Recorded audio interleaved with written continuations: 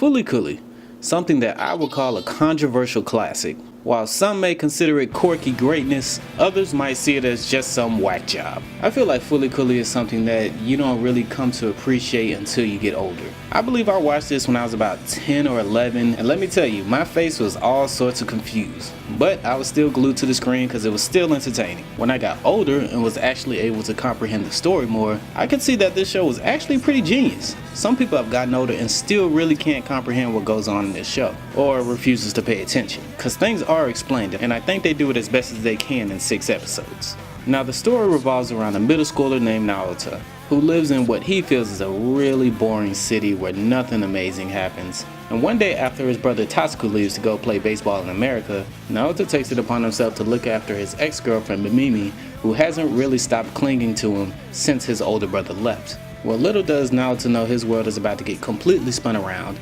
after your local guitar-playing alien pirate comes to visit him. Enter Haruko, that mystery bass player from outer space. She alone is what confuses a lot of people with this show. She never really makes her intentions clear on why she's there in the first place. Well, until the very end. And even then, they're still kind of cloudy. Any serious moment involved with her is immediately canceled out with an equally, if not more, wacky moment for her, which I really think distracts the viewer from the story. I mean, imagine trying to comprehend something and then somebody in front of you breaks out into one of these segments. Vespa woman! Why are you yelling?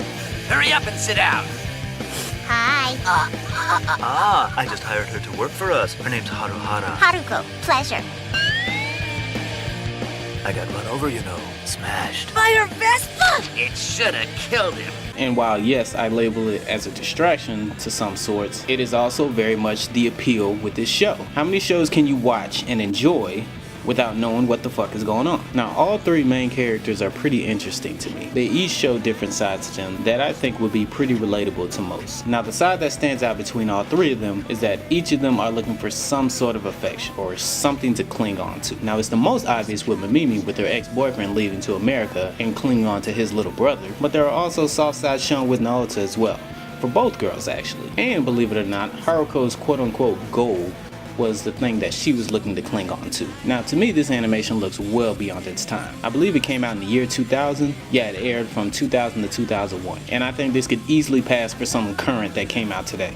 Oh, one thing I forgot to add. This is also classified in the mecha genre, which I feel is a great positive because it shows us that any show that involves giant robots doesn't have to be military based. I feel like people are afraid to branch out when it comes to mechs. They think it always has to be something real serious or army based or just military in general. No, don't just stick with the cliche in the genre, if that makes sense to you. Now, I would say the story progresses pretty rapidly, but I also don't feel that the story was rushed. I feel like there's a clear goal in each episode to progress the story a little bit further.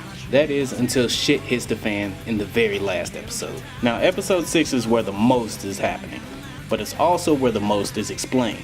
So you really gotta pay attention to what's going on, or you're just gonna be sitting there like, I don't know what's going on. Okay. You'll later come to find out that everything that Haruka has done was to try to find the whereabouts of the Pirate King.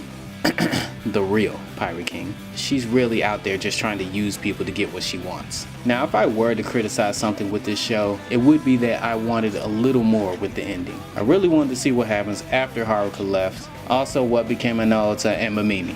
But luckily, at the time of this video, we already have confirmation that another season of Fooly Cooly is coming out, so